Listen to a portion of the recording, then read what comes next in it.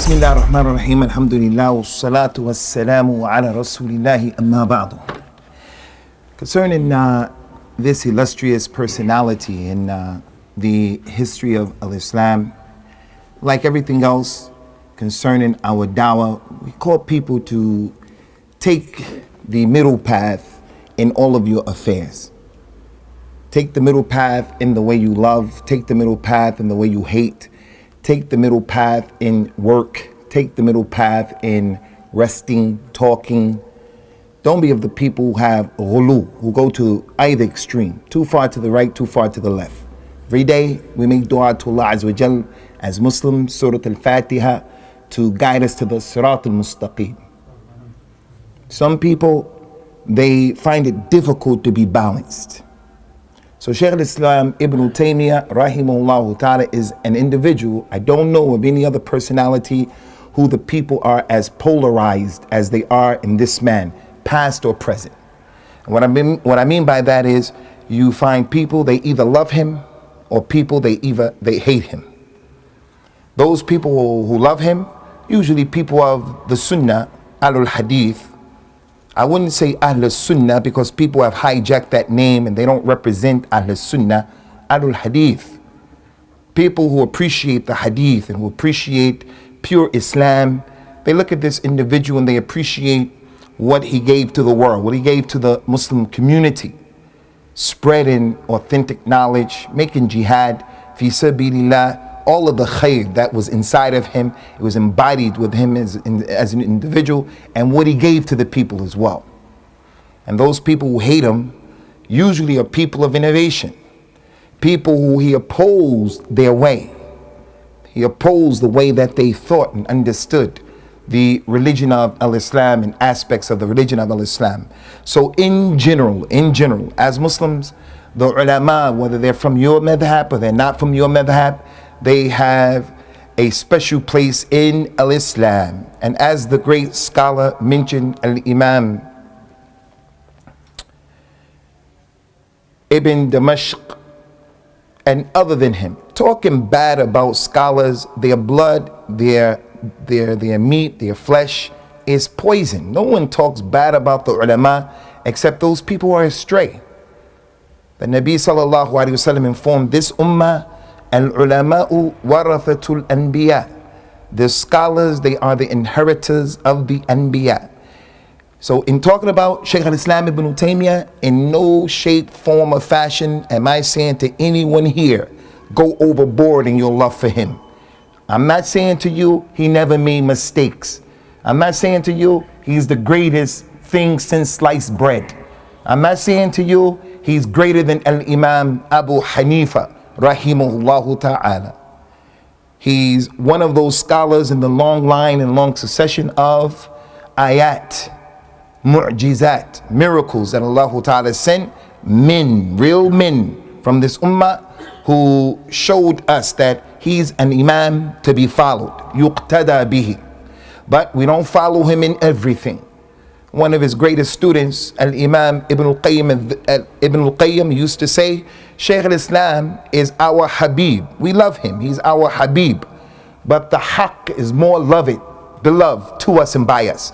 He used to say that when he wanted to go against an opinion of Ibn Taymiyyah.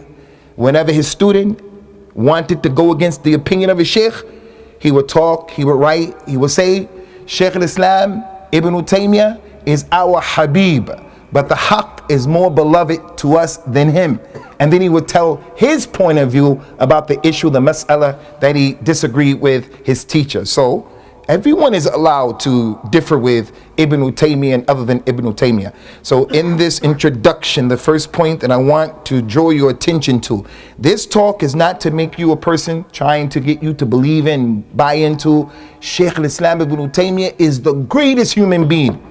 He's bigger than the Nabi sallallahu alaihi wasallam. He's bigger than the companions. He's bigger than the 4 imams of the madhahib. That's not what I'm saying here today.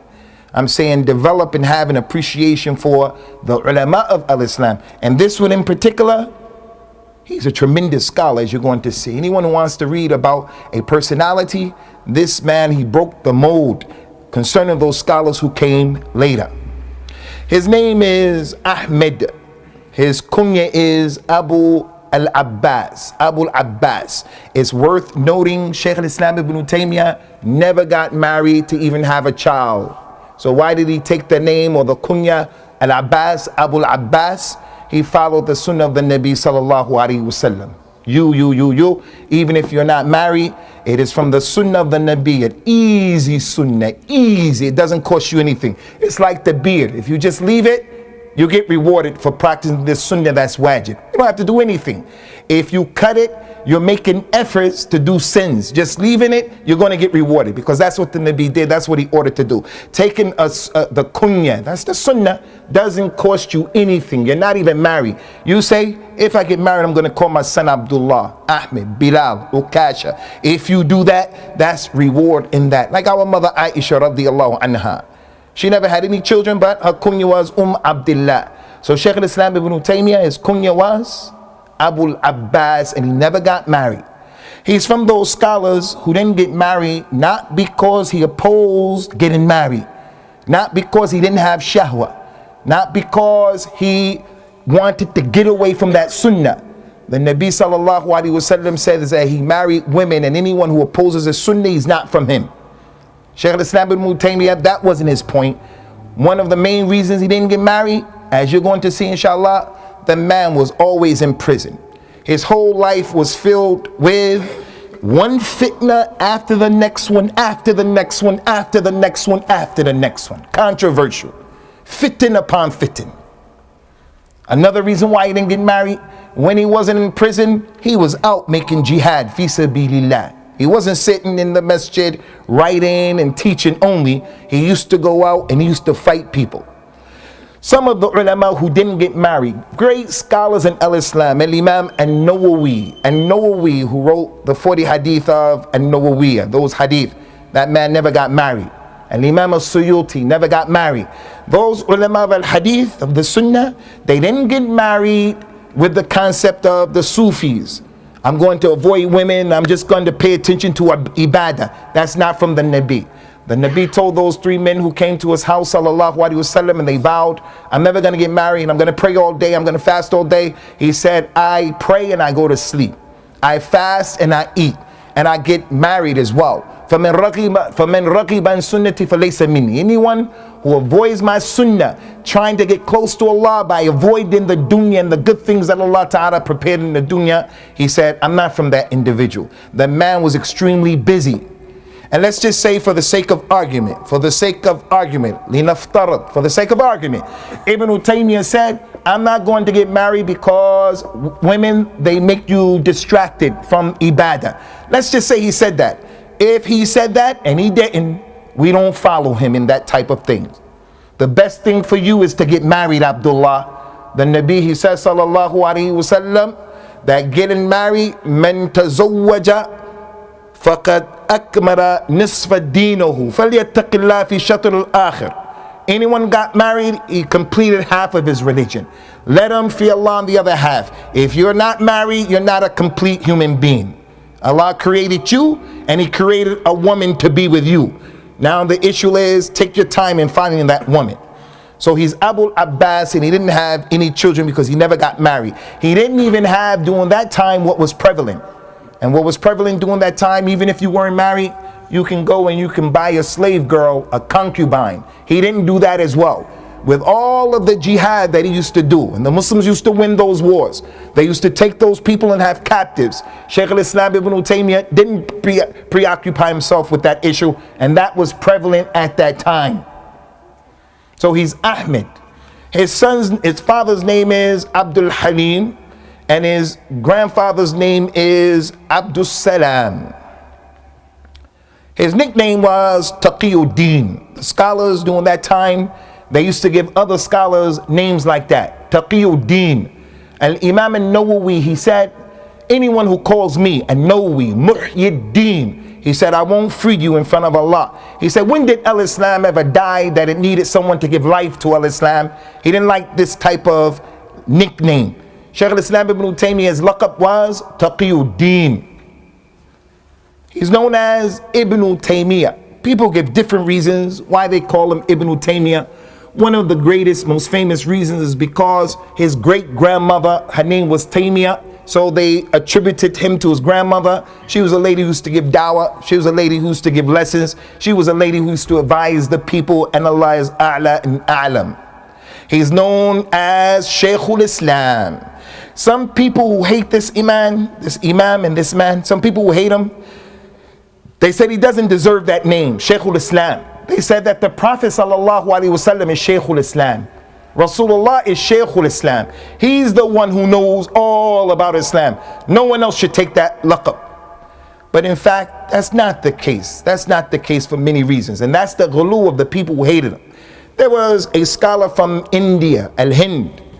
His name was Alauddin al-Bukhari. He disagreed with some of the positions of Shaykh al-Islam Ibn Taymiyyah, and he thought that they were weird because he went against what a lot of people were saying, and he wasn't afraid to stand alone. When he gave opinions, he used to always have those dalils for those opinions and scholars who took that position before him. He didn't care who liked the opinion. He wasn't into the business of trying to please people and appease people. He said it like it was, and he let the chips fall where they may. This particular scholar from India, Alauddin al-Bukhari, Ghafarallahu lana wa lahu, he said anyone who calls Ibn Taymiyyah Shaykhul Islam, he's a kafir. Just like that. So if you ever called Ibn Taymiyyah Shaykh al-Islam, this man said that you were a kafir. And that's one of the problems of wholesale takfir. So as a result of that, a great scholar came. His name is Ibn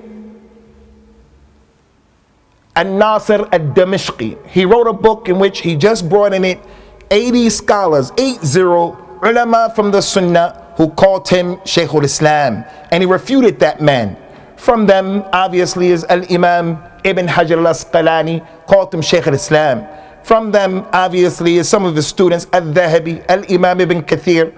From them, As-Sakhawi, the great scholar of al-Hadith. From them, Ibn al-Hadi. Many people called him Shaykh al-Islam. The other issue, Ikhwani, and this point, I'm just mentioning it to show you and to highlight how people have double standards and they go overboard. That man who said, if you call him Shaykh al-Islam, you're a kafir, he used to call Al-Imam Abu Hanifa Al-Imam Al-A'zam, the greatest Imam. Al-Imam Al-A'zam, based on what he was saying, is the Nabi sallallahu alaihi wasallam. If you mean Al-Imam Abu Hanifa's Al-Imam Al-A'zam in that madhab, then that's true. If he meant that Al-Imam Abu Hanifa Al-Imam Al-A'zam in Al-Kufa, that's true. If he meant Al-Imam Abu Hanifa Al-Imam Al-A'zam in his opinion, from those who he saw, he knew, no problem. But technically, Rasulullah is Al-Imam Al-A'zam sallallahu alayhi wasallam. But in these issues, we shouldn't be fighting. There's no mashaha in the mustalahat. We shouldn't be fighting over these issues. Abu Bakr radiallahu anhu was the Amirul Mu'mineen. Amirul Mu'mineen. The real Amirul Mu'mineen is Rasulullah sallallahu alaihi wasallam. So the point is, Shaykhul Islam, it used to mean in the Ottoman Empire that passed, the last khilaf of the Muslims, it meant the supreme mufti. It was an official position. Shaykhul Islam came way before that. Shaykhul Islam, during his time, it was the Imam who memorized the Quran, who understood the Quran, who knew the Sunnah very well, who spread the Sunnah, taught the Sunnah, and he practiced it within himself. They used to call those people Shuyukh al-Islam. And wallahi, he was Shaykh al-Islam. Not only that, but some of the scholars said he was a mujaddid, like the Prophet says, sallallahu alaihi wasallam, ala ra'si kulli mi'ata sana yab'ath Allahu ta'ala rajulan yujaddidu li hadhihi al-umma amra diniha. Every 100 years, Allah Azza wa Jalla sends to this ummah someone who's going to come and he's going to renew the religion. He's going to start calling the Muslims to those things that they got away from. He's from those people, inshaAllah ta'ala. Shaykh al-Islam Ibn Taymiyyah, he was born in 661 and he died in 728. So he died when he was 68 years old, 67 years old. It is not possible to come in 1 hour and to talk about that long life of this individual. So we'll try to just deal with the most important aspects, or the aspects that we think that you need to know. There's some beneficial points concerning his life. He was born in a place called Haran, which was between Iraq and Sham. It is right now in northeast Turkey right now. It's still there and it's called Haran. After reaching the age of 5, his parents, his father, they made hijrah with them because of the Tatars. The Tatars, they came on the Muslims and they decimated the Muslims and they began to destroy the Islamic empire, and they came to Sham where Shaykh al-Islam Ibn Taymiyyah and his family where they were, and the father ran away trying to protect his religion and the religion of his family. So he took him to Syria, to Sham, to Damascus. His father, as I told you, Abdul Halim, was a scholar of fiqh, a scholar of hadith. They used to call him Shihab ad-Din. His grandfather was a big scholar in al-Islam. Not a small scholar, a big scholar in al-Islam. His name, as I mentioned to you already, was Abdul Salam. They used to call him Majduddin, Abu Barakat. For the students from amongst you, one of the best books in fiqh is far away from the madhab and being muta'assib. Like Fiqh al-Sunnah, that book Fiqh al-Sunnah, it's a book that tells you what to do and how to do it without forcing you to be on any madhab.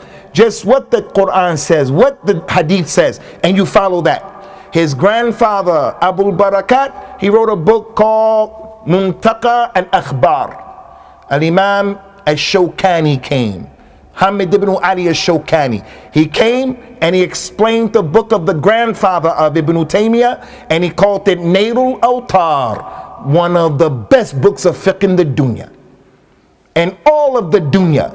Nail al-Awtar. What's that book, Nail al-Awtar? As Shawkani came, he took the book of the grandfather of Shaykh al-Islam Ibn Taymiyyah, Muntaqa al-Akhbar, and he explained those hadith. He explained those hadith. And that Nail al-Awtar is a dalil that Shaykh al-Islam Ibn Taymiyyah came from a family of knowledge. He had a number of brothers. One brother was Abdul Rahman, a scholar. Another brother, Abdullah, a scholar.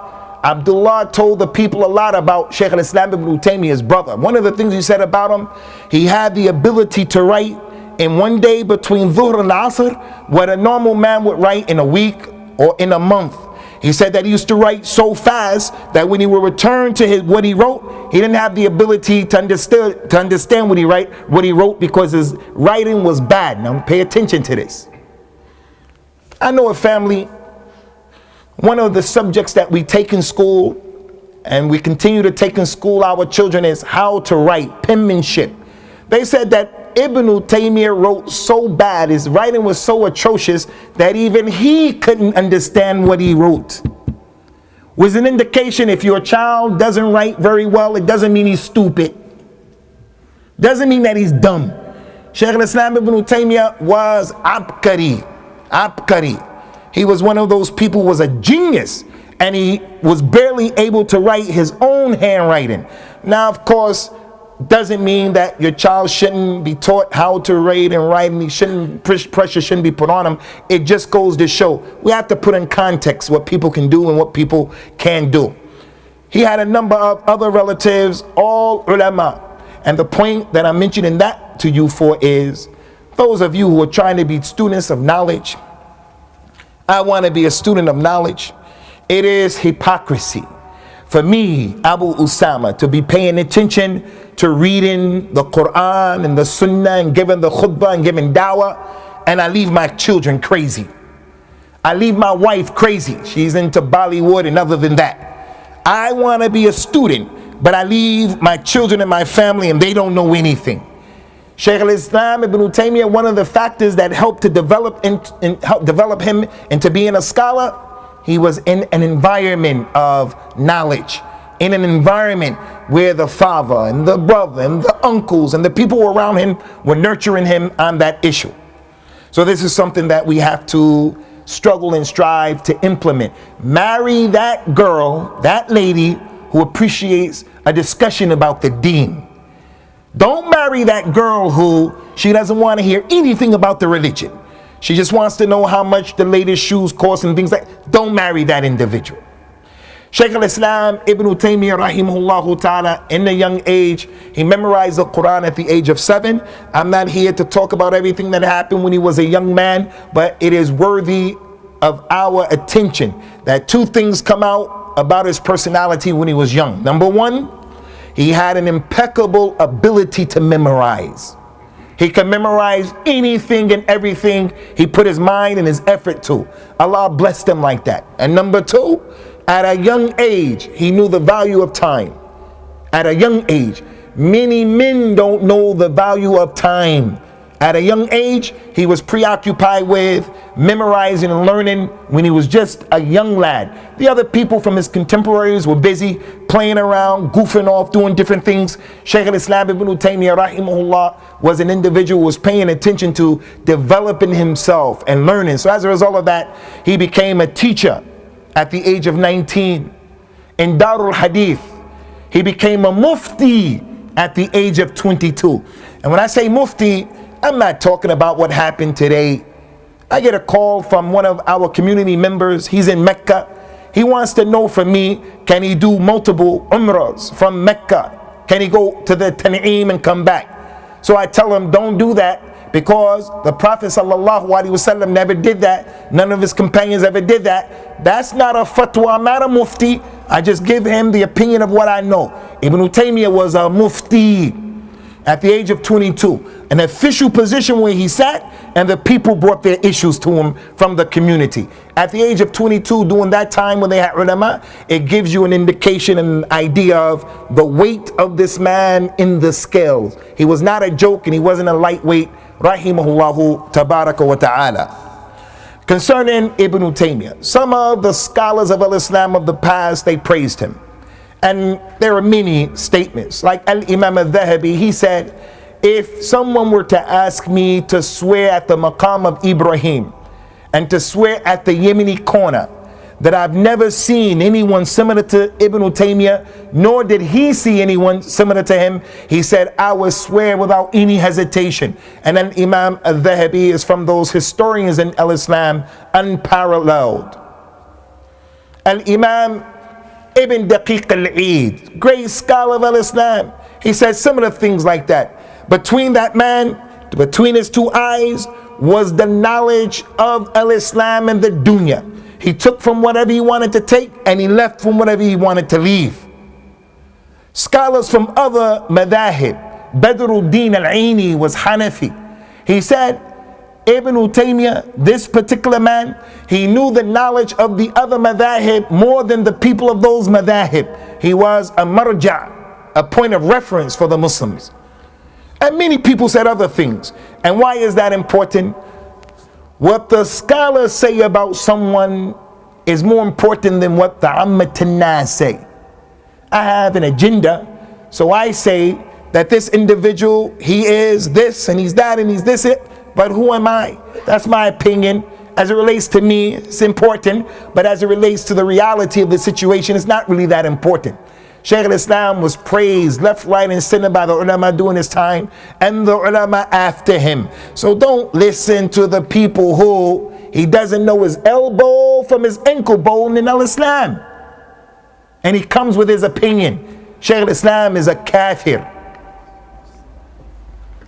Concerning Shaykh al-Islam Ibn Taymiyyah, rahimahullah ta'ala, he had a status and a distinction that Allah ta'ala blessed him with, but he blessed him with this status and distinction for many reasons. Just want to name a few.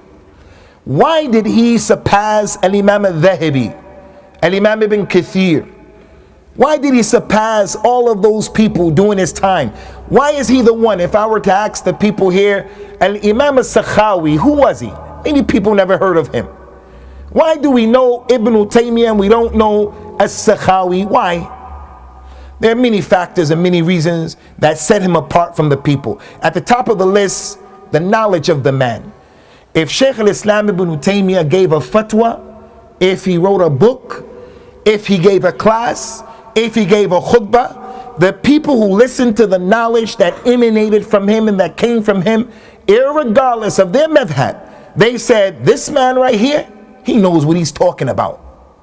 If the scholar sat in his class or attended a session in which he started talking, that scholar was said, this man knows what he's talking about. Shaykh al-Islam Ibn Taymiyyah's knowledge. The man wrote over 900 books. 900. I don't know anyone in the dunya that has done that today. 900 books, many of which we were able to get, and many of them are lost. And the books that he wrote, some of them were written in prison when he didn't have his other references.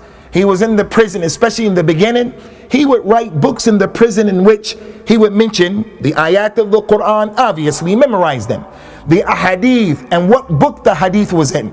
He would write the athar, what the companions said and what they did. And he would write the names of the books and what the scholars who wrote that book said about this issue and that issue from his memory. The man was an ayat, an encyclopedia. What happened to all of those books? What happened to them? Many of them disappeared for multiple reasons. One reason is because people used to come to Shaykh al-Islam from different places like Iraq.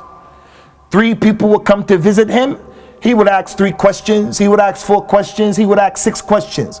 Ibn Taymiyyah would answer, and they would write the thing down. Those 3 people would take what he wrote, and they went back to Iraq. The book is gone. And that happened a lot. When the student realized that this was happening, they said, hey, Imam, let us start writing these things down. And he said, okay. But many of his books, they left in that way. Another reason, the Tatars, they were criminals, they were monsters. When they started to attack the Muslims and the Muslim empire, they destroyed many of the books, not only of Ibn Taymiyyah, but many ulama of that time and before that time. In al-Baghdad, the Tatars, they took so many books of the Muslims, threw them in the Euphrates rivers, and the ink from the river made the water become blue. They did the same thing throughout the Muslim empire. They wanted to erase and eradicate all of the knowledge of al-Islam. Wa hayhat hayhat. The Imam read the ayah today, yuriduna an yutfi'u nur Allahi bi afwahihim. They want to extinguish the light of Allah by blowing it out, by making these kinds of efforts. But Allah Ta'ala is going to complete his light. He completes his light how? By giving the ummah people like Ibn Taymiyyah and other than that. Rahimahullah Ta'ala. Ironically, another reason why his books they were lost, some of his enemies would go to people who had his books and purchase from him the book. This is how much people hated this man. The hatred that is not natural, it's not healthy. To hate an individual to the degree where you lose your ability and your sense to be fair and just. That's how they were. They would purchase the book and they would destroy the book, trying to do away with the knowledge of the man. As a result of his knowledge, his pristine knowledge, his sharp mind, Allah Azza wa Jal caused him to rise above his contemporaries, rahimahullah ta'ala. Another reason why the Imam has distinction is his ibadah. Ikhwani, right now in this class, this class that I'm giving right now for me, and this class that you're listening to right now, is better than making jihad in the month of Ramadan. I want to repeat that. It's better than making jihad in the month of Ramadan. It's better than reading the Tarawih in the month of Ramadan. It's better than sitting down memorizing the Quran in the month of Ramadan. The Nabi, he says, sallallahu alayhi wa sallam, ma min ayamin al-amalu salihu fihinna ahabbu lillahi min hadhihi al-ayat. Qila ya Rasulullah wa al-jihadu fi sabilillahi. قال صلى الله عليه وسلم ولا الجهاد في سبيل الله إلا الرجل خرج بماله ونفسه ثم لم يرجع بذلك بشيء. He said there are no days in which the good deeds are done in those days that are better and more beloved to Allah than these 10 days that we are in right now, Dhul Hijjah. The companions say, Ya Rasulullah, what about making jihad in another month? In Ramadan. What about if a person made jihad in Ramadan and the person here today, he makes the dhikr after the salah? Which one is better? The Nabi said doing the good deeds in these days is better than jihad in any other month. Unless the person in another month went out to make jihad and he was killed. He got an istishhad. Now that person is better. So the point here is, These are the 10 days of Dhul Hijjah. The question is, who fasted these days from amongst us? The question is, after the salat, who is the person from amongst us who can say, I pray sunnah prayer before and after each and every prayer where there's a sunnah prayer? Who from amongst us can say, in these days after the salat, I made the dhikr for every salat or most of the salat? Who can say, since these 10 days, Maghrib, since these days began, I didn't miss a single prayer in the masjid? All of these things that I'm asking you right now, they were adi to Ibn Taymiyyah. They were just natural. It was a part of who he was. He was a person of ibadah. The great scholar from his students, Al-Imam Ibn al-Qayyim, he said, Ibn Taymiyyah told him when he asked him, why do you make the dhikr so much? We see you and you make dhikr in a way we don't see it with anyone else. And he used to try to hide to make the dhikr, but there are just some things you can't hide. Like being in the masjid making dhikr. It's the sunnah. Stay there and make the dhikr. You can't help it. Why do you make dhikr so much? He said, rahimahullah ta'ala, he said, to me the dhikr is like the water is to the fish. If you take the fish out of the water, what's going to happen to the fish? He said the fish is going to perish. Ibn al-Qayyim said, I prayed Fajr one day in his masjid because Ibn al-Qayyim was the imam who used to pray in another masjid. He had a beautiful recitation. They said, Ibn al-Qayyim, if you came into his dars, just hang your heart up at the door because he was going to take your heart and captivate you. He said to his sheikh, I prayed with him one day. He prayed Fajr and he sat there and made dhikr until midday. He said after he was about to get up, he said to Ibn al-Qayyim, this dhikr that I make from Fajr time to midday, it is my morning meal. If I didn't do it, I find that my body becomes weak. Who from amongst us? This is our way of ibadah. You find Shaykh al-Islam Ibn Taymiyyah being a man who made isti'ana billah. He only sought help from Allah. All of those problems that he had, the people would be nervous from his students. Oh, we're all going to jail. We're all going to prison.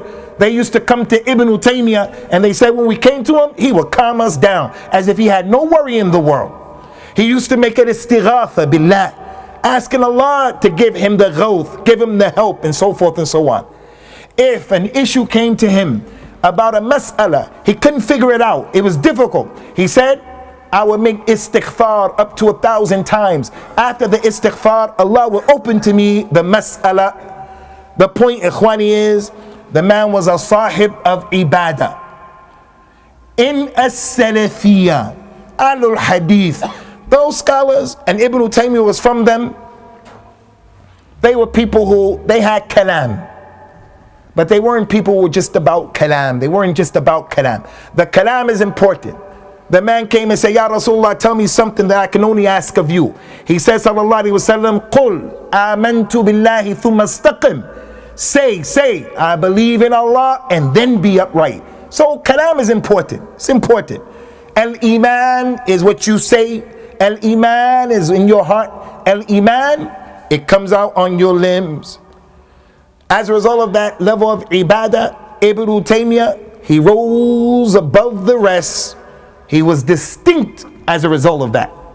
And a lot could be said about his ibadah, but there are a lot of things we want to share with you. Another issue, ikhwani, that set Ibn Taymiyyah above the rest, and this is important. Ibn Taymiyyah was an individual who was fair and just, and he had a lot of rahmat for the people. He was fair and he was just, and he had a lot of rahmah for the people. He used to say, and I want you guys to remember this, he used to say about Ahl Sunnah, Ahl Sunnah, a'lamu nas bil khaliq wa arhamu nas bil khalq. Remember that statement. He wrote it in many of his books, over and over and over and over again. This man has a madrasa calling to a salafiyah, defending a salafiyah. And this fitna that Salafis are dealing with right now between ourselves, fighting each other. Ibn Taymiyyah gave the people a tariq to follow. It's not permissible for anyone to cause everybody to follow one man. It's not permissible for anyone to come and test the people based upon a man or a slogan. You bring those statements and you say, this imam, he's a madrasa in our dawah. But look what he said. Ahl Sunnah, They're the most knowledgeable of the people concerning Allah. They know about the Tawheed of Allah, His names, His attributes, where He is, where He isn't, what He said about Himself, how to understand those names and attributes. Allah comes down, subhanahu wa ta'ala. Allah is shy, subhanahu wa ta'ala. Allah has two hands. Both of those hands are right hands, subhanahu wa ta'ala. And Sunnah, they know how to understand that. They know about Allah more than the other people. And he said, and they're the most merciful of the people towards the creation. And that's because that's how the Nabi was, sallallahu alaihi wasallam. He was merciful towards the jahil, the one who didn't know. He was merciful towards the youngster. He was merciful towards the lady. He was merciful towards the young girl, and he didn't force her to get married. He, sallallahu alaihi wasallam, was merciful towards his enemies. Those who were against him, the Nabi was merciful. Instead of making dua against them, he made dua for them most of the time. Ibn Taymiyyah was like that, fair and just. One of the judges during his time, he was a qadi, he was a judge, Maliki, Ibn Makhluf, when he was in Egypt. They went to the Sultan and they lied on Ibn Taymiyyah. They told the judge that Ibn Taymiyyah said this and he said that. Many of these people lie on the man, even till today. Attribute to him what he didn't say. They told the Sultan he did this, he did that. The Sultan put him in jail. When they looked into the issue and they investigated, they found he didn't say that. The Sultan took him out of the jail and he said, now, get retribution, get revenge. And he was trying to encourage him to give him the word to kill them. Ibn Taymiyyah told the Sultan, those are from the ulama. If you kill them, it's going to be fitna. If you kill them, you're not going to find other people from the community who's going to take their place. Ibn Makhluf, this man who was part of the problem, he said, ما رأيت أنصف من شيخ الإسلام ابن تيمية. I never saw anyone more fair and just than him. We tried to kill him. When he got power over us, he pardoned us and he let us go. That's how he was. Sufis were present there during his time. They asked him, what's your position about the Sufis? And in Syria, they have the whirling dervishes during that time as well. What they do and what they believe, crazy things, Shabbarat, Mawlid al-Nabi, all of that stuff, it was present during his time. They said that the Nabi had ilm al-ghayb, sallallahu alaihi wasallam. What's your position concerning the Sufi, Shaykh al-Islam? Look at the justice. He said, the Muslim community, many of the Muslims look at some of the Sufis as the Sufis, they see them as being the best in the creation. He said, and that's wrong. He said there are other Muslims who see the Sufis as being people outside of al-Islam for what they're doing. He said, and that's wrong. And he read the ayat in Surah Fatir. فَمِنْهُمْ ظَالِمٌ لِنَفْسِهِ وَمِنْهُمْ مُقْتَصِدٌ وَمِنْهُمْ سَابِقٌ بِالْخَيْرَاتِ بِإِذْنِ اللَّهِ. From them are those people who oppress themselves. From them are those people good and bad, they mix it up. And from them are the people who are doing a lot. The people who have zuhud. The people who are doing really good. So he was fair and just. He didn't say all Sufis are no good. Sufis take this kalima today. They take that kalima of his today and they say, you see, Shaykh al-Islam ibn Taymiyyah is bigging up people of tasawwuf. And that's not true. What he was doing was just being honest. It is a fact. From the Sufis or those people who have good akhlaq, they're trustworthy. They memorize the Quran. They're not fooled by the dunya and other than that. And from them are those people who introduce in Islam what's not from Islam. Some of them even fall into shirk and kufr. Some of them even put themselves down, lower than the dogs, like those who ate the defecation of their sheikh. The sheikh has so much barakah. If he were to defecate, use the toilet, akramakum Allah, they will pick it up and eat it and put it on their faces and say this is from the barakah of the sheikh. No, that's out of the religion. So the point, ikhwani, is the man, he passed everybody in terms of his rahmah for the people and his justice. But there's a point I want to make, and I want to make it clear. Although Shaykh al-Islam ibn Taymiyyah had rahmah on the people, his student al-Imam al-Thahabi, he said Ibn Taymiyyah was tough. He was a tough personality. He was a tough personality, especially when he debated with people. Al-Thahabi said, Lo latafa ma khasumihi lajtama'at kalimatu bayna an-nas. Only if, Al-Thahabi, his student, said this, only if he was more gentle with his opponent, if he dealt with his opponent when he debated, if he was just a little bit more gentler with them, then the people would have accepted what he said. But he would pull out the sword when it was time to debate. Al-Thahabi said about his personality, كَانَ سَرِيَ الْغَضَبْ وَكَانَتْ فِي حِدَّةٍ. He used to get angry quickly, and he had some toughness in his personality. He said, but he used to yusabbir nafsuhu. He used to make himself become sabir. Some of us, we get really upset with our wives, really upset. You know who I'm talking about. I'm at the top of the list. Really upset. It's natural with some people. Some people naturally not like that. Some people, they take the sword out and they say and they react to that anger. Ibn Taymiyyah, Al-Thahabi said, was an individual who would get upset. But when he got upset, he didn't execute that anger. He would force himself to be gentle. Now, I don't mention that to put him down, and I don't mention that to talk bad about him, and I don't mention that to show how great I am that I can take this out. I mention that in the same vein and the same light that we mentioned about Al-Imam Abu Hanifa rahimahullahu ta'ala. The scholars who said that he fell into some issues shows that he's a human being, rahimahullahu ta'ala, and Ibn Taymiyyah is a human being as well. So he used to tell his students, when I get upset with the opponent, I get upset because of my ghira, my jealousy for the sunnah, but don't take that from my personality. He used to tell them, don't take that from my personality. Rahimahullahu ta'ala. Shaykh al-Islam Ibn Taymiyyah, may Allah subhanahu wa ta'ala have mercy upon him, had a number of issues with people who were close to him. One of the great scholars of that time, his kunya was Abu Hayyan al-Andalusi. He was like the Sibawayh of that time. He loved Ibn Taymiyyah. He praised Ibn Taymiyyah. Abu Hayyan from Spain. He was a companion to Ibn Taymiyyah.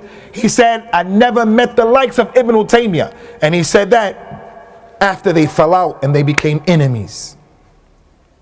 Why did Abu Hayyan say that? He said that because Abu Hayyan, as I mentioned, he knew the language better than Ibn Taymiyyah. He was like Sibawayh, Farazdak. He was one of those men who knew a nahu. Ibn Taymiyyah said to this man who loved Ibn Taymiyyah, Ibn Taymiyyah was a sheikh. He said to this man in a tough way, the man was praising Sibawayh. He said Sibawayh has over 100 mistakes that are proven that they're mistakes through the Quran. He didn't understand them. He said they were lies. Ibn Sibawayh, he lied over 100 times, proven by the Quran. He said Sibawayh doesn't know that he did it, and you don't know that he did it. The man took it personally because that lisan of Ibn Taymiyyah, it hit him like a sword and he broke off from him. So he lost some friends along the way. Again, why am I mentioning that, ikhwani? I'm mentioning that to show the point. No human being deserves to be followed unconditionally except one human being. Only one. Now I'm going to ask you the name of that human being, and I just want everybody to tell me what's the name of that human being or who he is. And if anybody doesn't say it, I'm going to deal with you. The one human being who we follow unconditionally, who is he? Sallallahu alayhi wasallam. Abu Bakr radiallahu anhu, ala ras wal ayn. He's from the awliya of Allah. Umar, Uthman, Ali, they're in Jannah, ala ras wal ayn. All of them from the awliya of Allah. May Allah put us with them yawm al-qiyamah. Wallahi, they're in the Jannah, Jannat al-Firdaus, wa Rabbil Kaaba. But we don't follow them indiscriminately. Shaykh Ibn Baz, Shaykh Al-Albani, Shaykh Ibn Uthaymeen, we don't follow them indiscriminately. Shaykh Rabi', we don't follow him indiscriminately. Don't blindly follow anybody. And don't be one of those people who says, I'm with the Imam. Wherever he goes, I go. He going to the hell, I'll go to the hell. Blind following is another issue. It's another issue but it's not from the way of Ahl Sunnah, it's not from the way of Ahl Hadith, it's from the way of the Yahud and the Nasara and the Mushrikeen.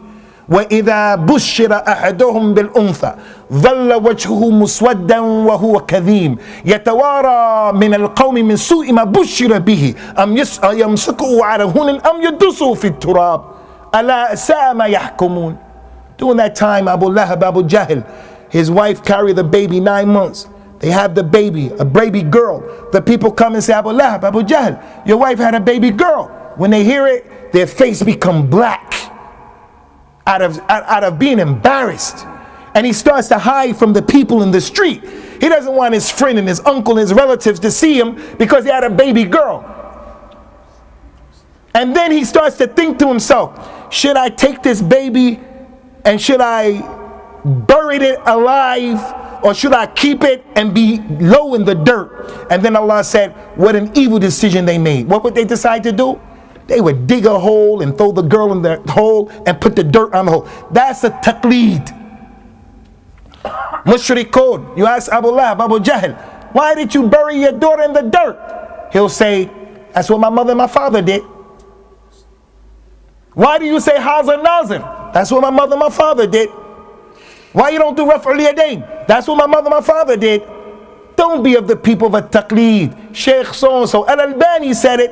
Al-Albani is not a dalil. Sheikh Rabi is not a dalil al-Hadith. The dalil is the Quran and the Sunnah. And we say that, let the chips fall where they may. Don't be of the people who blindly follow. The blind follower, he blindly follows in an issue that he doesn't have the ability to understand. In Mirpur.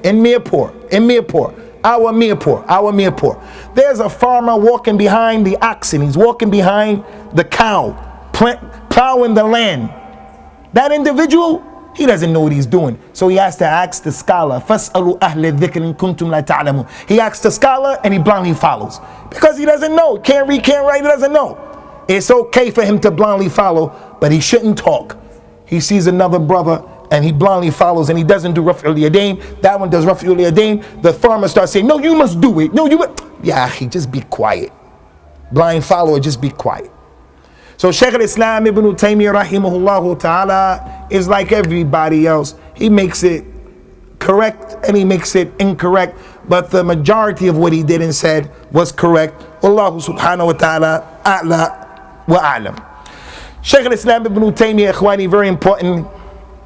He learned logic and mantiq. During his time, the knowledge of people who were looking and reading into what Socrates said. They were looking into what Aristotle said. They started to take that and try to implement that knowledge in al-Islam. And Ibn Taymiyyah, he learned logic. He learned it. And from the Sunnah is not to learn about al-Kalam. Not to learn about this thing. All of those books that the ulama of the Salaf wrote, Al-Barbahari, Al-Imam Ahmed, and Usul al-Sunnah, all of them, Al-Lalaka'i, all of them, Ibn Abi Asim, all of them, from the Usul of a Salafiyah, not to be of Ahl al-Kalam, not to read it, not to learn it, not to debate with it. Ibn Taymiyyah, he learned it, which goes to show, ikhwani, we can't take the statements and the actions of the Salaf out of context. The Salaf never sat with innovators no matter what. So I can't sit with my family? No, don't use that as an example. They were tough in sitting with the innovators, and sometimes they sat with the innovators. It depends on what's going on. So why did Al-Imam, Shaykh al-Islam, Ibn Taymiyyah learn mantiq? He learned it in order to refute those people. He has a book called Radd al-Mantiqiyin, the refutation on those people. And the way he used to refute them is he used to refute them using their logic. He used to refute them using their language. Listen to me. I do not advise that you read those types of books. I do not advise that you read some of the books that Ibn Taymiyyah wrote, because he didn't read them for the Amma, he didn't write them for the Ammat an-Nas. The language is complex. Many people who accuse him of this and that, they read his statements, and yes, sometimes he did say that. but he's speaking and repeating what they said. He's writing and he's speaking and he's thinking on the lines of what they said and what they thought. So for you to come and say, he believed this, he said that, yes, he said it, but he wasn't saying that believing in it. It's complex, so don't read it. At Tadmuriyah, we want to learn Aqidah in this place. He wrote a book of Aqidah called Al-Hamawiyah, another one Al-Wasatiyah. Those are not the books of Aqidah that you start off with right away. Ibn Taymiyyah was on another level. He wrote books for the regular people, he wrote books for kuffar, and he wrote books for the people who are logical thinkers, the people of kalam. And the general rule is, the knowledge of kalam is haram and we shouldn't do it. It's like the Dajjal.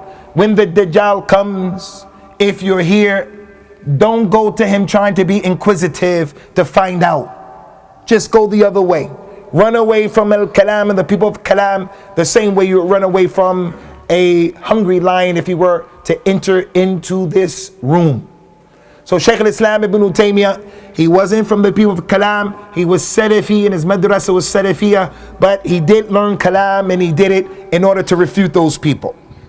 Now we come to the issue of the jihad and the efforts of Ibn Taymiyyah. Ibn Taymiyyah has a book called Al-Hisbah. Al-Hisbah is talking about the responsibility that you have in the community to correct things. Anything that goes on in this masjid that's wrong, there's a repugnant smell. For an example, the masjid is not clean, someone left the windows open, anything, there's no access for the one who's handicapped. Al-Hisbah is the responsibility that everyone has, the imam has, the administration has, to make the society as perfect as possible. He wrote a book about that. He wrote a book called Al-Amr bin Ma'ruf wa Nahi Anil Munkar. This was what he was about. He sat in the masjid, he gave lessons, he wrote books, he gave fatwas, but Shaykh al-Islam Ibn Taymiyyah, he used to get busy. What did he do? In that area, there were a lot of mausoleums that were built, a lot of shrines that were built. Ibn Taymiyyah physically used to go and he used to break those things down. But he wouldn't just go and break it and cause fitna. He would break it, and in the meantime, while breaking it, he would do two things. He would explain to the people why these shrines were not halal, and he would explain and expose the reality that people who you're saying in these graves are not even in these graves. Historically, he showed them that the companions who they were worshiping were not even in those graves. And number two, he would explain to them through intellectual arguments, the regular people, how doing this is not permissible.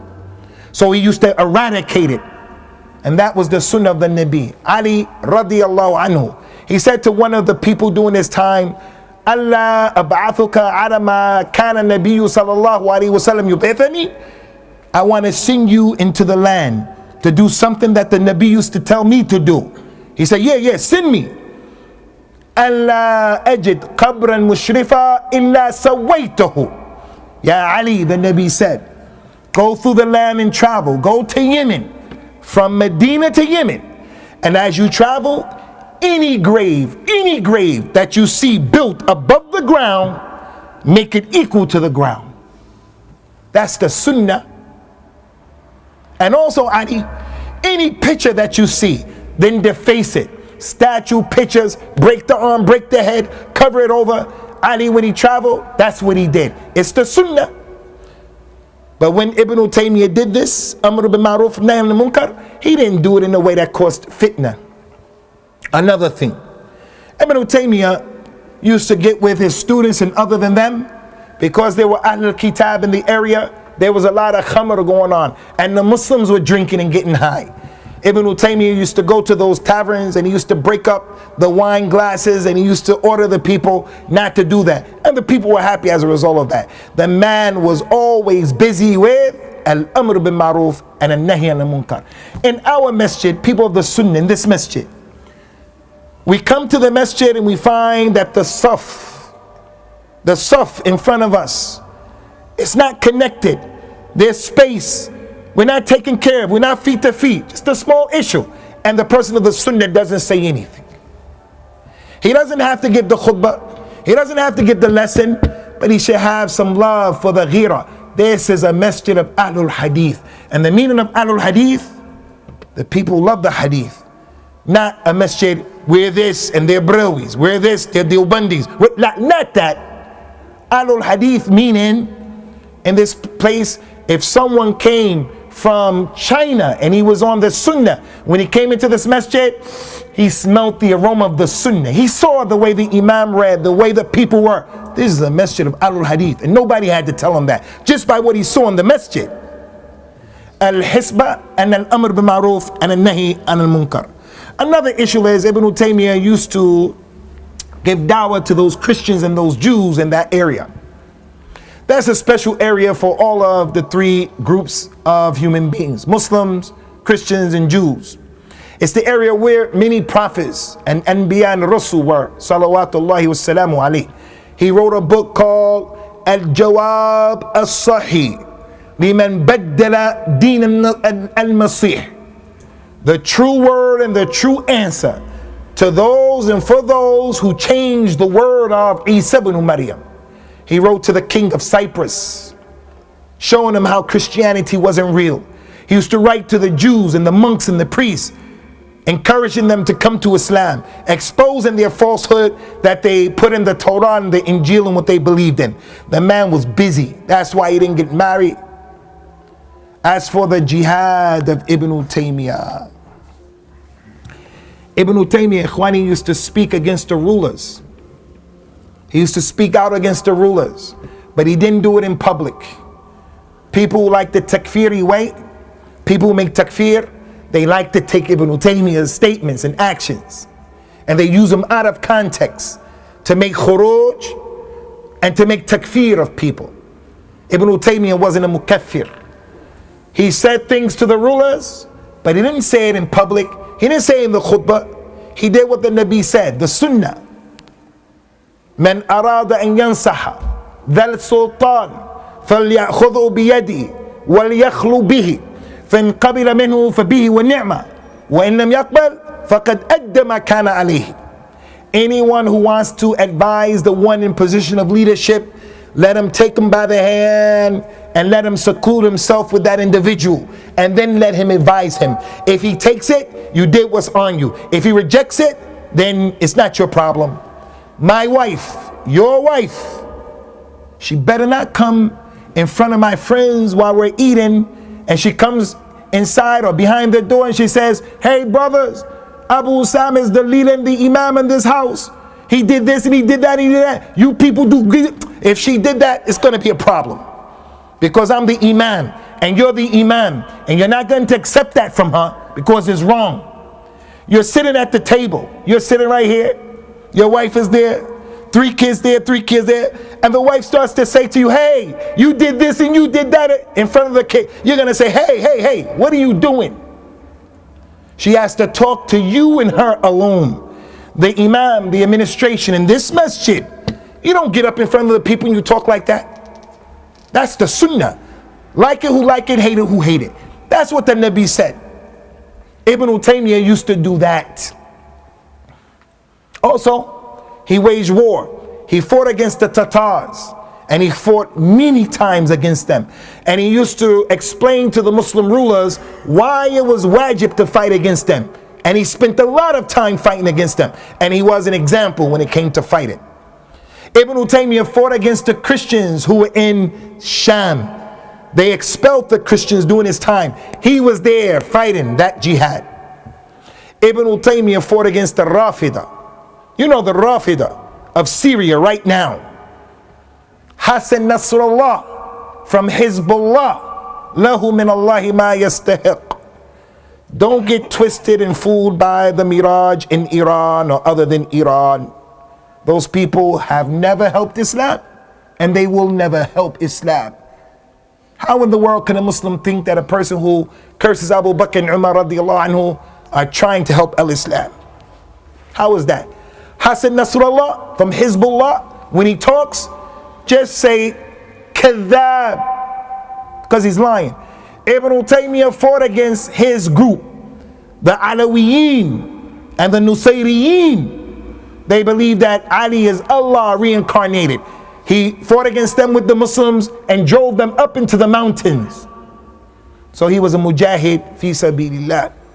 And one of the jihads that he had to deal with, ikhwani, was the jihads that came as a result of the books that he wrote and the positions that he said. And we almost finished here, although we still have quite a bit to go.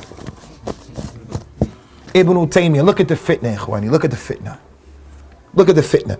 And this is just a few of the things. Look at the fitna.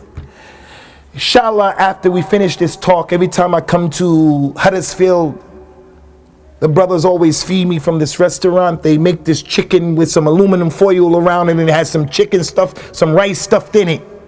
You guys know what I'm talking about? Some place you have the chicken in aluminum foil and rice is inside of it. I love it. You just got to get all of the aluminum foil off of the skin, because if it get in your tooth, it's a problem. Ibn Taymiyyah didn't have those luxuries. Look at this fitna of Ibn Taymiyyah. In the year 698, he was 37 years old. He wrote a book, Al-Hamawiyah, about the Aqeedah of Ahl Sunnah. Big fitna, they wanted to kill him as a result of a book that he wrote. Hey, don't kill me. Let's just come to the marketplace of open ideas and have a discussion. Why do you want to kill me? But that's how much people hate you when you don't see it their way. I don't see that man as being an innovator. You understand? I don't see that particular group as being innovators. I don't see it. As a result of that, I'm a kafir. As a result of that, I'm a mubtadi. Ya akhi, what's wrong with you? What are you talking about? Because I don't agree with you, you don't agree with me, we don't speak anymore. So when he wrote that book, Al-Hamawiyah, there was an explosion. After that, in the year 705, he wrote the book Al-Wasatiyah, the book again for some people from a place called Wasit. He wrote for them the Aqeedah of Ahl Sunnah. When that information spread, they wanted to kill him for writing the book. He could have remembered Al-Hamawiyah and remained silent, but the people came to him and asked him a question. He wrote a book for them. Here's the book, Aqeedah of the Ahl Sunnah, Al-Hadith. Take the book. They wanted to kill him. At this time, his name started to spread as being a person who was an enemy of khurafat and shirk and bid'ah. So the people said, we have to do something to this man, something with this man. So they called him to Egypt. From Sham, he went to Egypt. In the year 705, after writing Al-Wasatiyah, they put Shaykh al-Islam Ibn Taymiyyah in prison for 18 months. Just because he wrote a book, Qala Allah, Qala Rasulullah sallallahu alayhi wasallam. 18 months. He left his country. The Sultan said, come. He went to Egypt. When he arrived in Egypt, they put him in prison for almost 2 years just for writing a book about the Aqeedah of Al-Islam. He got out of prison after being in the prison for 18 months. When he got out of the prison, they say, you have to go, you can't live here in Cairo, you have to go and live in Alexandria. When he went in Alexandria in the year 709, they imprisoned him there again for 8 months. Why? Why? Because of the same book. They say, you weren't in prison long enough. Now that you're here, we're going to put you back in prison for 8 more months, making it more than 2 years. And he had already did his time. He was in the prison. After that, Shaykh al-Islam Ibn Taymiyyah came out. They put him in prison again in the year 720. He was 59 years old. They put him in prison just because of some verdicts that he gave. Fatwas. Where the dalil was with him. Pay attention to this, because this is a recurring issue. A man says to his wife, the way people think you divorced a lady is to say, you're divorced, you're divorced, you're divorced. We think that's the right way of getting divorced. That's the wrong way of divorce. If the man wants to divorce his lady, just say, you're divorced at the right time, and that's it. Now, this is not a class about divorce, but the 4 madhabs. Ibn Taymiyyah was Hanbali, and he was a mujtahid in that madhab. So for the one who comes and says, it's a bid'ah to have a madhab, that's a problem. Many scholars before us, they had madhabs. If there was a Hanafi scholar in Huddersfield, he knew what he was doing, and he was on the Sunnah. And when the Quran and the Sunnah came and the madhab went against it, he pushed it on the side, like Abu Ja'far al-Thahawi used to do, like Ali al-Qari used to do, and they were Hanafi. If he was like that, I would say go and learn from that man. It's just a systematic way of learning your religion, that's all. In those four madhabs, Hanafi, Maliki, Shafi, Hanbali, all four of them say, if you divorce your wife, you're divorced, you're divorced, you're divorced. They said it's irrevocable. That's in every madhab. Ibn Taymiyyah said, no, I don't agree with that.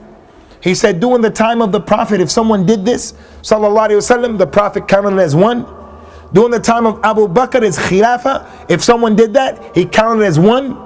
In the beginning of the khilaf of Umar, in the first 2 years, if a person did that, he counted as one. But during the time of Umar, when the people started doing it a lot, Umar said, anyone who does this 3 times, I'm going to make it count.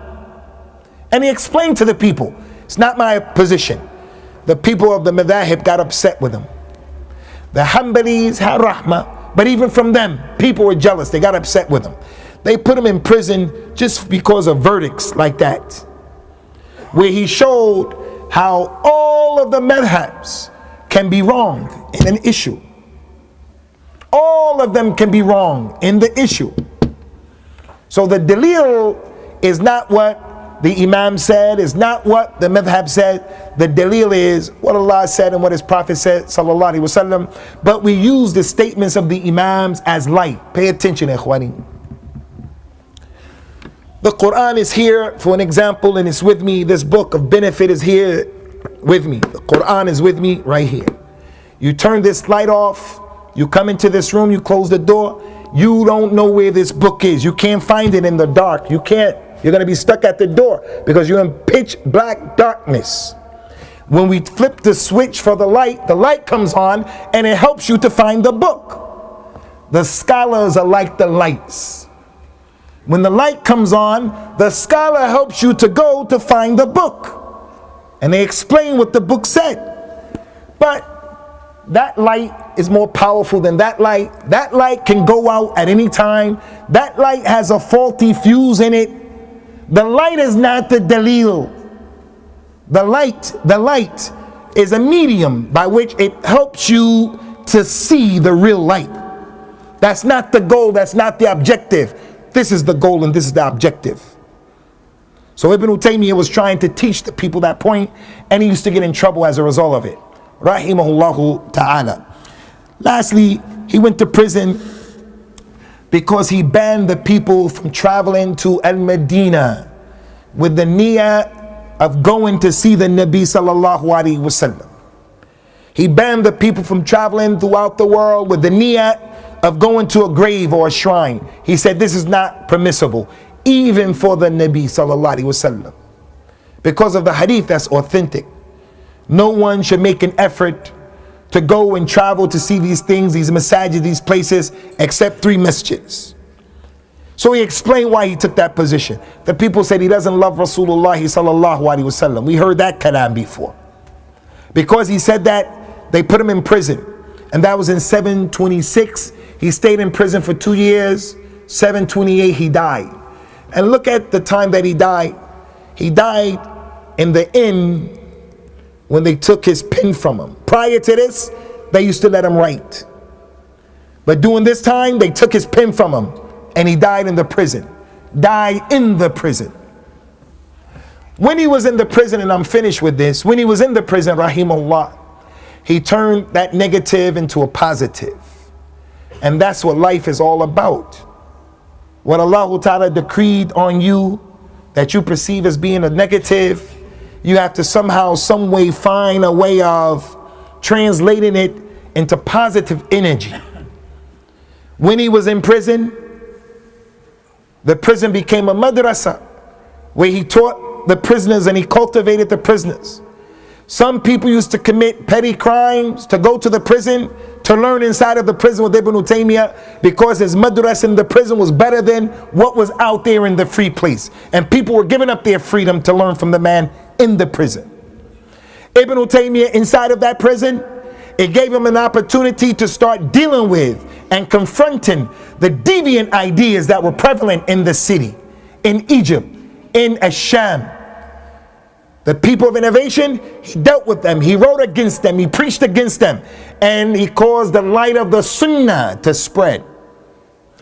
Ibn Taymiyyah rahimahullah ta'ala, he came out of the prison once and he wrote to his mother, he said, I'm going to stay in Egypt and I'm not coming back to Sham because my presence here in Egypt with what's going on is more benefit than going back to that area. So the point is, asa an yuhibbu shay'an wa huwa sharrun lakum. It may be that you like something is bad for you. It may be that you hate something is good for you. He used to take all of those issues and he made it an example for us to follow and to learn from. As I told you in the beginning, Shaykhul Islam during his time, the one who knows the Quran, he knows the Sunnah, he calls to it, he defends it, he spreads it, he teaches it, and he's an imam to be followed. He was an imam to be followed in these types of issues.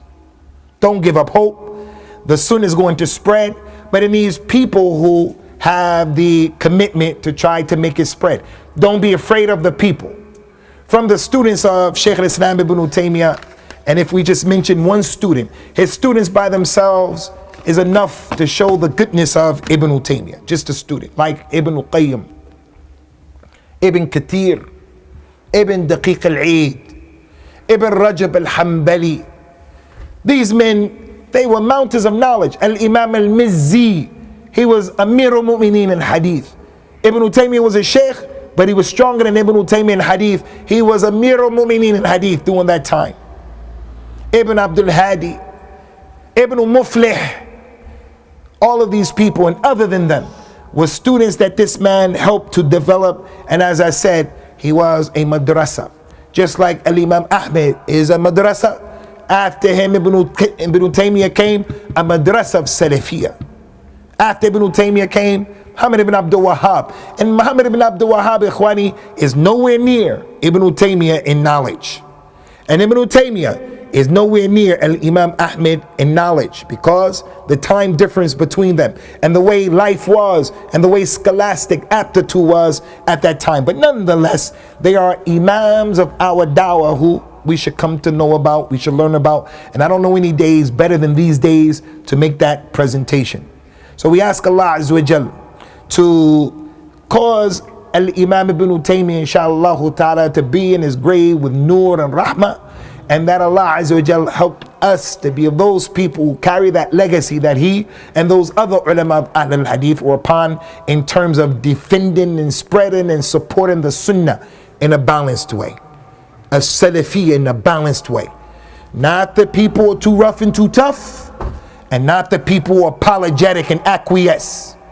And for those of you who don't know, as Salafiyya is just understanding the Quran and the Sunnah and taking it and embracing it the way those companions understood it. How they understood the Quran, how they understood the Hadith, how they worshipped Allah, what they did and what they didn't. That's a Salafiyya. You don't have to come to this masjid ever in your life to be Salafi and to be on the correct way. You don't ever have to come to a particular masjid. It's not a group. No man is over us. It's just taking al-Islam and musaffa, pure Islam, clean Islam.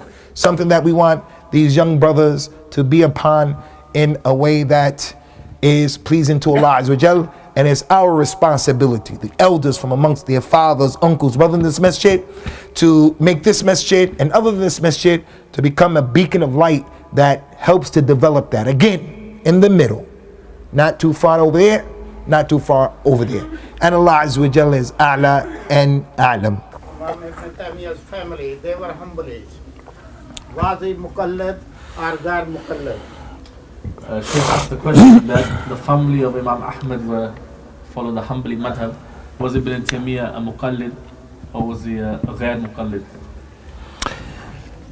Ibn Taymiyyah rahimahullah ta'ala was a mujtahid in the Hanbali madhab, a mujtahid. And it's not permissible for the mujtahid to make taqleed.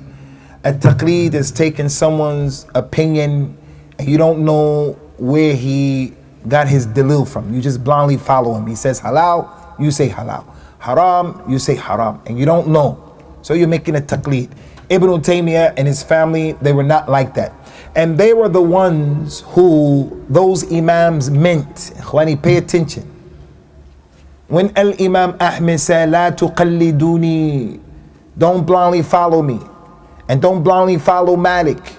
And don't blindly follow Al-Awza'i. And don't blindly follow Sufyan al-Thawri. Who was he talking to? He was talking to Ibn Taymiyyah.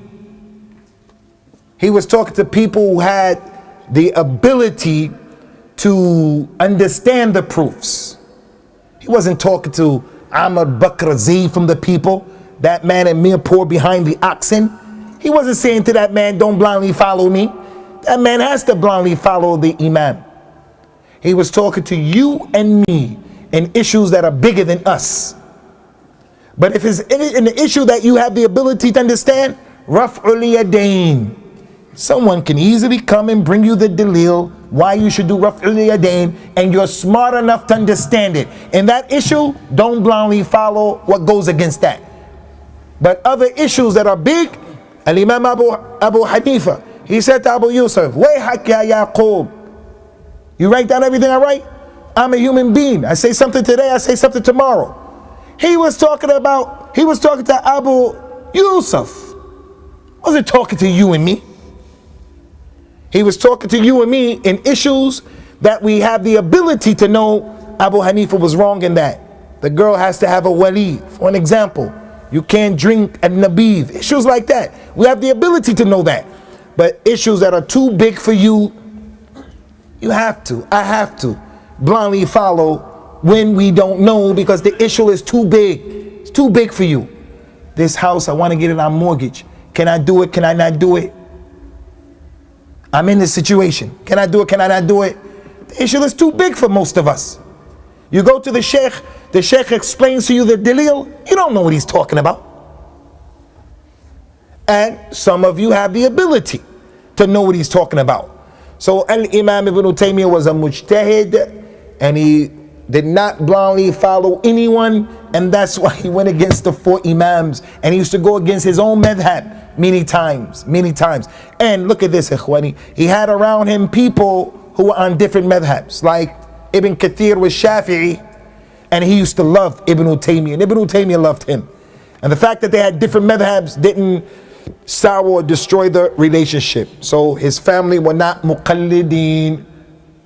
But some of us, we have to be muqallid, because we don't know. And when you make taqleed, you do it and be quiet.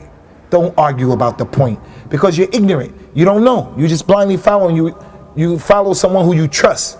So you have to go to the imam of the sunnah. Don't blindly follow the one of bid'ah and shirk and khurafat. Don't do that. Make sure he's a person of the sunnah, and then you blindly follow him in that particular issue that's too big for you. Take a written question, inshallah, then another question from the floor. A question here says that who were the Mujassima, and was Ibn Taymiyyah one of them? The Mujassima, ikhwani, comes from the word jasm, which means the body.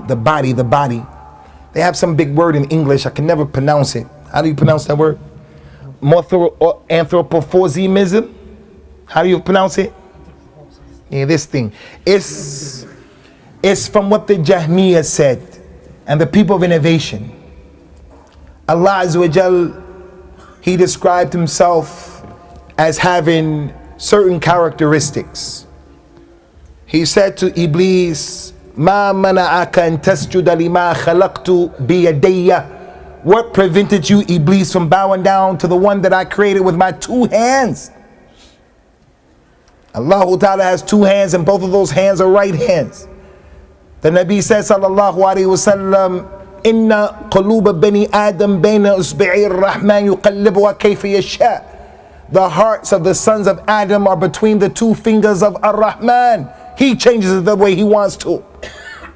Allah Ta'ala described Himself as having certain characteristics.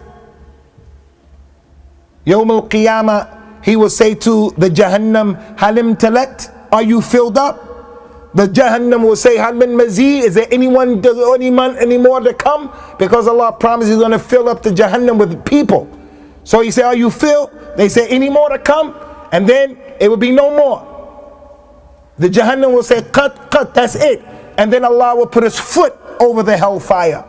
Sahih al-Bukhari. Ahl Sunnah, Ibn Taymiyyah, one of the Imams of Ahl Sunnah, Al-Imam Abu Hanifa, Al-Imam Malik, Al-Imam Ahmed, Al-Imam Shafi, our ulama, forget the other people, our ulama are of the opinion that these attributes, when they come to us, we believe in them. We don't ask how, we don't ask why.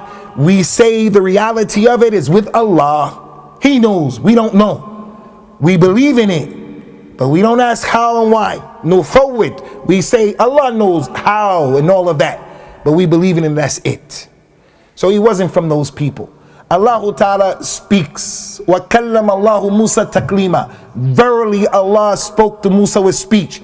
A person comes, the logical people, the mantiqiyin that Ibn Taymiyyah refuted, they come and they say, well, every person who I know, if he speaks, he must have a tongue, he has to have teeth, he has to have a voice box, he has to have a larynx, and on and on. The companions didn't say that. That's Salafiyah. Abdullah bin Mas'ud said, قِفْ حَيْثُمَا وَقَفَ الْقَوْمِ. Stop where the companions stopped. They didn't ask the Prophet when he read the ayat, Ar-Rahman ala al-arsh istawa. Allah is over his throne. He went over his throne in the way that fit his. None of them said how, why, when, how, what day, what. They didn't say that. Bani Israel, they're the ones who say that. What color is the cow? What day should we slaughter the cow? Why in this, why? Muslims, the companions didn't do that. So he was the furthest person away from that. ليس كمثله شيء وهو السميع البصير لم يكن له كفوا أحد هل تعلم له سميا. None is like unto Allah. None. Nobody. Do you know that he has someone similar to him? So we establish these things and we leave it just like that. Like it who likes it, hate it who hate it. Like it who like it, hate it who hate it. And don't waste your time debating with these people. Al-Imam Malik, when the people used to come to him, the man would say, hey, I want to debate you about one of these issues. Al-Imam Malik would do multiple things. Sometimes he would put his finger in his ears and he would say, as for me, I know my religion. Go look for someone who's in doubt like you and debate him. Some people he would say, hey, how Allah went over the throne, that's what you want to talk about? He said, going over the throne, al-istiwa, we know what that means in the Arabic language. It means to go, to rise up. That's what it means. Nuzul means to come down. A hand, this is a hand in the Arabic language. Speech, we know what that means in the language. How it is, how he went up, how he came down, we don't know. To believe in it is wajib. You gotta believe in it. And to ask about it is an innovation. Get him out of here. Get him out of here. And it will kick him out of his lesson. So don't be of the people who are faint-hearted about that. We believe in that and that's it. About regarding the life of Shaykh Islam Ibn Taymiyyah. In English, Akhi Kareem, I don't know much, but I'm pretty sure if you go back to the Google, you Google it. You young brothers, mashallah, you got barakah. Got that Google. We didn't have Google in 1986 when I became Muslim. We didn't even have cell phones like this. We had those big cell phones, you put them up, and they were real big. You go to Google. But his students and people who came after him, they wrote about him extensively. So people translated that stuff and they put it on the Google. Like the book by his student Muhammad ibn Umar, Ibn Abdul Hadi. He wrote a book called Al-Qu'ud al-Durriya fi Manaqib Shaykh al-Islam, Ahmed ibn Taymiyyah. The illuminated pearls concerning the virtuous aspects of Ahmed ibn Taymiyyah, in which he wrote about what the man did. And Imam al-Thahabi wrote about him extensively, his students, in Arabic. So I don't know anything in English, but I'm pretty sure there must be, yeah. I saw a book in English. There are a number of books about Al-Imam al-Bukhari, Abu Hatim al-Zur'a, Abu Hatim al-Razi, Al-Imam Muslim, Al-Imam Malik, Abu Hanifa, and Ibn Taymiyyah. It looks like this. Yeah, I did see that. I never read it. But I know the one who wrote the book is a person who's trying to spread the sunnah, and the people are printed. Also, people are trying to spread the sunnah. So I don't remember much about that book, but go to the Google. Jazakallah khair, Sheikh. Could you please mention some details and information regarding the funeral of Ibn Taymiyyah? Ikhwani, one of the things that we can mention about Ibn Taymiyyah is Ibn Taymiyyah was a man who had mu'jizat. We consider him to be from the awliya of Allah, inshaAllah. Is Ibn Taymiyyah in Jannah? No. From our aqidas, we don't say anybody is in Jannah unless we have dalil. We don't say anyone is, no matter how much we love him. We don't know where he is. He's not a companion. And also the companions, the one who urinated in the masjid, the lady who committed zina and was stoned to death.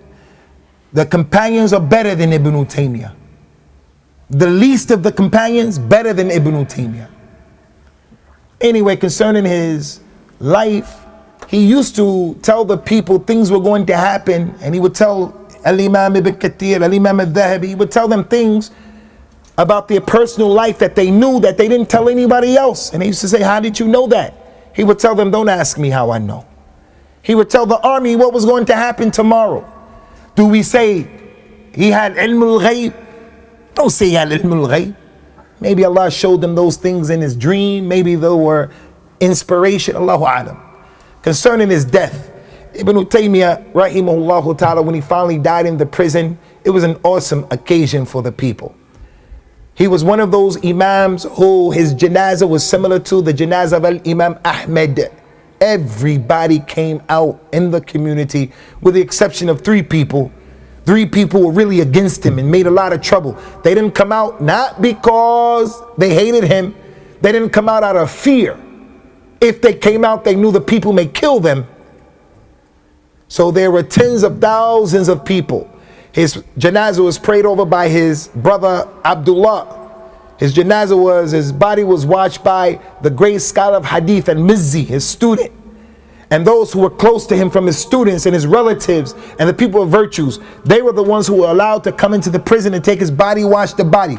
And the streets of the area were filled with people out of love, honor, respect, and reverence of Ibn Taymiyyah. So the people of the Sunnah, they continue to say, the distinction between us and them is during the time of the janazah of people of the Sunnah, just look how many people come out and they participate in the janazah of Al-Imam Al-Albani, Al-Sheikh Ibn Baz, Al-Sheikh Ibn Taymiyyah. Just look, it shows those who love them and those who were not on the same page as them, they had respect for these individuals. So his janazah, it was a sign that the man was loved. And one time there was a janazah that was passed by. It passed by the Nabi when he was sitting with his companion, sallallahu alaihi wasallam. He said, wajibat. And then another janazah came by and he said, wajibat. It's wajib. The companion said, why did you say that 2 times, Ya Rasulullah? He said, the first people who came by, the first janazah, you people spoke well about that individual. So it's wajib that he goes to Jannah. Antum shuhada'ullah fil ard. You people are the witnesses of Allah on the earth. And the second man that came by, people spoke bad. What a bad guy he is. He owed us money, smoking crack, he doing that, he doing that. You say he's a bad guy. He says he's wajib, he's going to go to the hellfire. Because you people are the witnesses of Allah on the earth. So when all of those people came out to witness his janazah, it's a bushra. It's one of the signs of a good khatima. A person who dies and he has sweat on his forehead, it's a sign of a good khatima. A person who dies right after doing a good deed, it's a sign. He died at Ramadan, he died at Hajj, he died after Hajj. A person who died from a stomach ailment, he drowned, a wall fell on him, he burned, she died in childbirth, it's a good sign. The person died on Friday, it's a good sign. One of the signs of a good khatima is that the people spoke well. The Nabi told the people, sallallahu alaihi wasallam, if 40 people of Tawheed pray on your janazah, they're going to make intercession. Another hadith said 100. He has 70,000 people. From them ulama, tulab, students of hadith and ilm and fiqh and tawheed. And I still can't sit here and say, wallahi, he's in Jannah. I don't know if he's in Jannah. Walakin narju, we hope that he is in Jannah. Question from the floor, yes, please. What was Shaykh Ibn Taymiyyah rahimahullah's position with regards to the Mawlid? Because those who celebrate it say that he said that if one does it with love and good intention, it wouldn't be considered bid'ah. Brother asked the question that what was the position of Shaykh al-Islam Ibn Taymiyyah regarding the Mawlid, because the claimants of the Mawlid, they say that Ibn Taymiyyah said if a person does it with good intention, he will be rewarded. Allahu A'lam, akhi. I can't say for sure. I feel that this is something that I read somewhere. I feel that this is some truthfulness to it. But I can't speak with knowledge, with clarity. But even if he said it, the dalil is not Ibn Taymiyyah said. Ibn Taymiyyah has a book, Ikhwani, is called Iqtida Sirat al-Mustaqim fi Mukhalifati Ashab al-Jahim, being different from the kuffar. The book is just about the importance of Muslims being different from non-Muslims. He talks about the beard and he talks about how you dress. He talked about the Arabic language in that book, and this is a point. In the book is a section, the importance of the Arabic language. He said if two people know Arabic language and they also have their own language that they speak in, they have their own mother tongue, they should speak in Arabic language, because Arabic language, Allah chose it divinely to make the Quran and His Nabi in that language. So it develops and it creates some akhlaq. In talking about the virtues of the Arabs and the Arabic language in that book, Ibn Taymiyyah brought weak hadith. And he was a muhaddith. He brought hadith like the language of the people of Jannah is Arabic. That's not authentic. He brought that hadith in that book. A number of weak hadith, rahimahullah. I'm not mentioning that because I'm better than Ibn Taymiyyah. Ibn Taymiyyah, he had a minhaj and mentioning those hadith. The point is, Ibn Taymiyyah, if he takes a position, we have to look at the dalil. And if he said that the Mawlid was okay because of this and that and this and that, that's his point of view. He's a scholar, he's a mujtahid. But we say, if the Mawlid was permissible, the first 100 years would have did it. The second 100 years would have did it. The third 100 years would have did it. The Muslims would not have waited until 400 years to start doing this Mawlid and to realize it was good. And if it was good, the people would have done it before us. They would have proceeded from the best of these generations. So the dalil of the people who said it's not permissible is stronger than the dalil of the people who say you can do it. Not only him, Suyuti said that you can do it, Sakhawi said that you can do it, other great scholars, and that's why we have to stay balanced. We respect the ulama, but the ulama, that is not the goal and the objective. The goal and the objective is the haqq, the Quran, the Sunnah, the dalil. I read this years ago. He said Allah will reward them for their niyyah and love of the Prophet ﷺ, but not the action. That's his exact statement. Yeah, I read something similar that what Shaykh al-Islam Ibn Taymiyyah actually said was they'll be rewarded for their ikhlas, but they'll get punished for doing the act of bid'ah. Shukran lakum. Sheikh Al-Taf, Sensei Shafiq. And his daughter is named Taymiyyah. And actually, Ikhwani, some of the scholars said that the correct way of pronouncing his name is Taymiyyah, with a shadda on the ya. Many people make it with takhfif and they say Taymiyyah. The correct way is Taymiyyah. But that's what we're used to, so that's what everyone says. No problem. We're not going to fight over those issues. Is it true that Ibn Taymiyyah said that on the Day of Judgment, the Prophet will sit next to Allah on the throne? I don't know that he said that, but I doubt it very seriously that he says something like that, rahimahullah ta'ala. And if he did say something like that, it's rejected. It's rejected. And another thing, there's a scholar who's bigger than Ibn Taymiyyah who said something like that. And he was none other than the Tabi Mujahid. Mujahid learned the Quran, ikhwani, from Abdullah ibn Abbas 13 times, 1-3. Mujahid said, I learned the Quran from Ibn Abbas 13 times. Every single ayat, I would say for every ayat, what is this? And what is that? And what is this?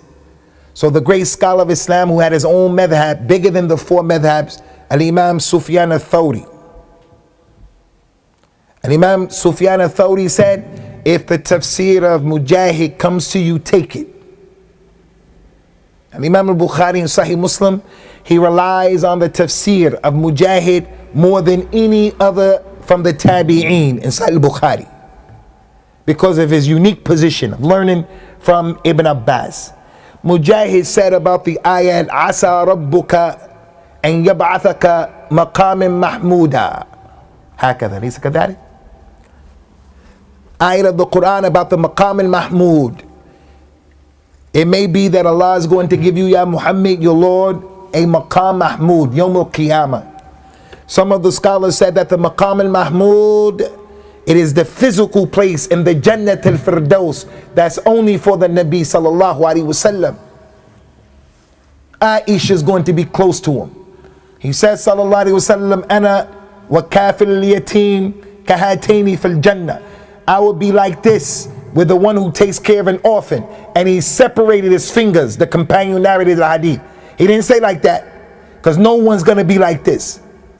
He's going to have his special place in the Maqam Mahmud, and people will be close to him. But no one's going to be like this, because he's the Sayyid of Bani Adam.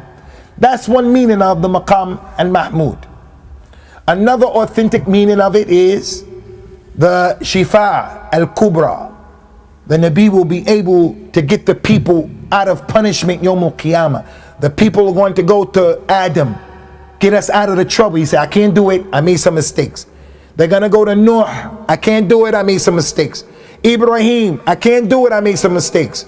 Go to Musa, they go to Musa, I can't do it, I made some mistakes. He'll say, go to Isa. Isa won't say, I made a mistake. He'll just say, it's not for me. Go to Muhammad. When they go to Rasulullah sallallahu alaihi wasallam, Rasulullah will make shifa'a. That's the Maqam al-Mahmud. Authentic hadith. Mujahid, the Tabi'i, he said the meaning of that is that Allah is going to sit Rasulullah next to Allah on the arsh. No scholar ever came and said, because of that, Mujahid is a deviant, Mujahid is this, Mujahid is more knowledgeable than Ibn Taymiyyah. He learned from the companions. He's from the second generation. So let's not have the minhaj of the people who have double standards. If you're going to talk bad about Ibn Taymiyyah and make him a kafir and throw him out of Islam and all that, you have to do that with Mujahid.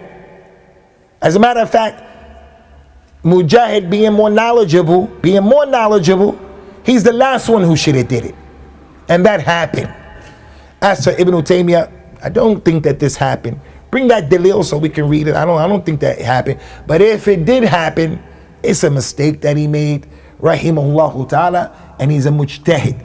He gets a reward when he makes a mistake, and he gets 2 rewards when he gets it right, because he's from the ulama.